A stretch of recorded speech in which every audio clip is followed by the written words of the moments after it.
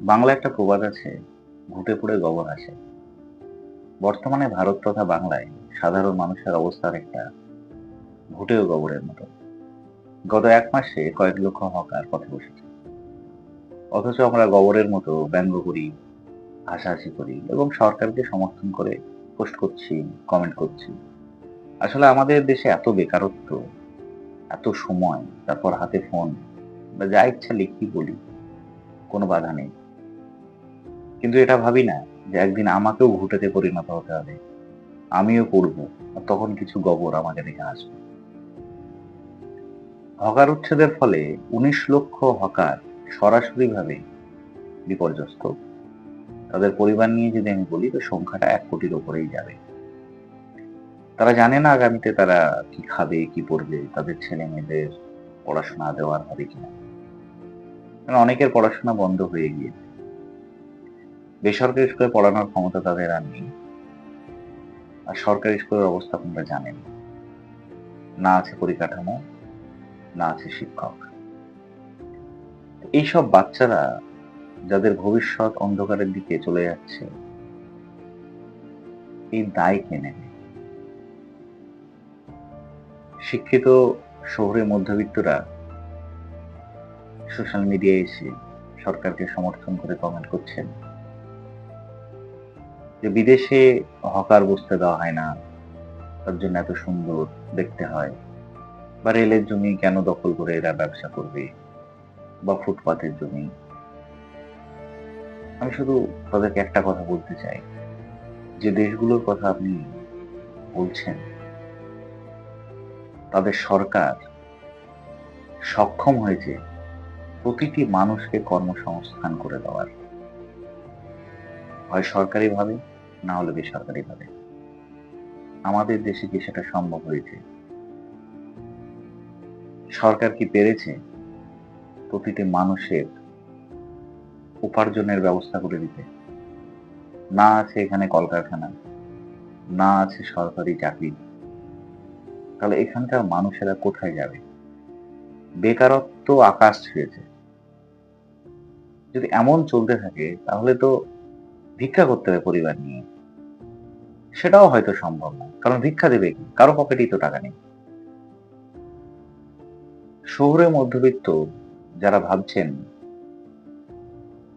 যে হকার উচ্ছেদ হচ্ছে, আমার তো কিছু যায় আসে না। আমার তো সুন্দর একটা রেল স্টেশন দেখতে পাবো, ফাঁকা ফাঁকা, আমি দৌড়তে দৌড়তে গিয়ে ট্রেন ধরবো, কোনো বাধা বিপত্তি থাকবে না, ফুটপাত দিয়ে হাঁটবো, ভিড় থাকবে না। কিন্তু সেটা হবে না, কারণ হকারদের সঙ্গে সঙ্গে পরোক্ষভাবে প্রভাব আপনাদের উপরও পড়তে চলেছে। সাধারণ মধ্যবিত্ত, বিশেষ করে শহুরে মধ্যবিত্তদের উপরে পড়তে চলেছে। আমি কলকাতায় অনেক বছর থেকেছি, এখনো থাকি। কলকাতা মানে শহর, বড় শহর, আমরা ভাবি যে বিশাল ব্যাপার, তা নয়। বেশিরভাগ মানুষের উপার্জন মাসে ৩০,০০০-এর কম, আর ৩০,০০০-এ কলকাতায় কিছু হয় না। কারণ আমরা জানি যে এখানে যে বেসরকারি প্রতিষ্ঠানগুলো আছে, সেখানে পারিশ্রমিক খুবই কম। এর ফলে যে মাসিক ইনকামটা হয়, তাতে খুব ভালোভাবে জীবন যে অতিবাহিত হয় তা নয়। আমি অনেককে দেখেছি যে অফিস থেকে ফেরার পথে ৪ খানা রুটি, একটু আলু ভাজা নিয়ে বাড়ি গিয়েছে, রাস্তার ধারে ফুটপাতে ওই হকারদের কাছ থেকে। এবং ফলে তার যা উপার্জন, তাতে সে কোনোভাবে উতরে গেছে আর কি। এখন সে উতরাবে কি করে? তার চলবে কি করে? সে হকার যদি না থাকে, ৪ খানা রুটি, একটু আলু ভাজা কোথায় পাবে? শিয়ালদা স্টেশনে আপনার ইচ্ছা হলে একটু চা খাবেন, কোথায় খাবেন? আচ্ছা, আপনাদের অনেক সমস্যা যে রেলের জমি দখল করে কেন এরা ব্যবসা করবে? রেলের জমিতে কি এরাই ব্যবসা করছিল? আপনি দেখতে পান না যে মিও আমরে, হলদিরাম, ও মোমো, আরো অনেক কর্পোরেট দোকান সেখানে বসে আছে।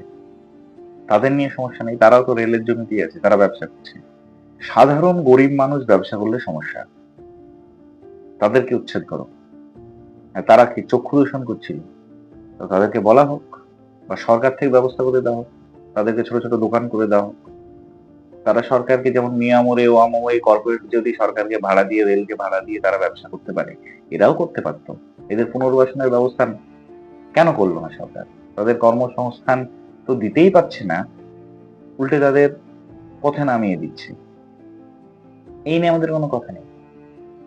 আজকে সামনে দুর্গাপুজো আসছে, 5 দিন পুজো। অনেকে 5 দিনে 5খানা পোশাক পরে, কেউ 10খানা পোশাক পরে। কলকাতার বা শহরে যারা মধ্যবিত্ত, তারা কি সব শপিং মল থেকে বাজার করে? না তো। কলকাতায় নিউ মার্কেট বা গড়িয়াহাট থেকে তারা বাজার করে নিয়ে যায় এবং তারা আনন্দ করে পরিবারের সঙ্গে। এখন সেগুলো যদি না থাকে, শপিং মলে গিয়ে বাজার করতে পারবে? তাদেরকে সেই ইনকাম আছে? তাহলে শুধু হকার নয়, যে শহরে মধ্যবিত্ত আজকে সরকারকে সমর্থন করে হকারদের বিরুদ্ধে কথা বলছে, তারাই একসময় গিয়ে বিপদে পড়বে। তখন তাদের কথা শোনার জন্য কেউ থাকবে না।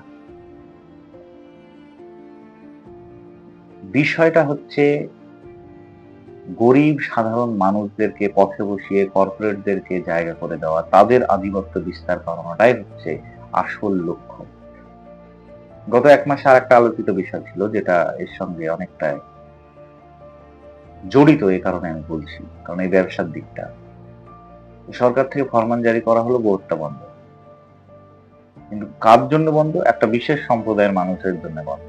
তারা যেন গোহত্যা করলে তাদেরকে শাস্তি দেওয়া হবে।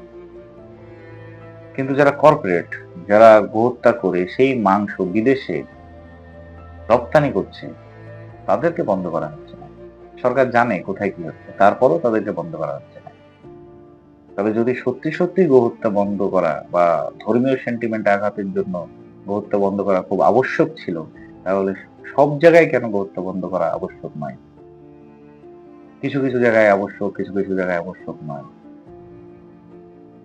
তার মানে গোহত্যা বন্ধটা কিন্তু আসল উদ্দেশ্য নয়। প্রথমত একটা সম্প্রদায়কে টার্গেট করা, সেটা ভোটের জন্য। দ্বিতীয়ত, যে ছোট ছোট খুচরো ব্যবসায়ীরা যারা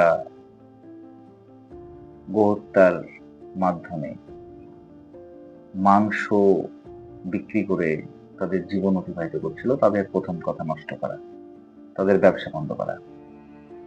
দ্বিতীয় কথা হচ্ছে কর্পোরেটদের সুবিধা করে দেওয়া।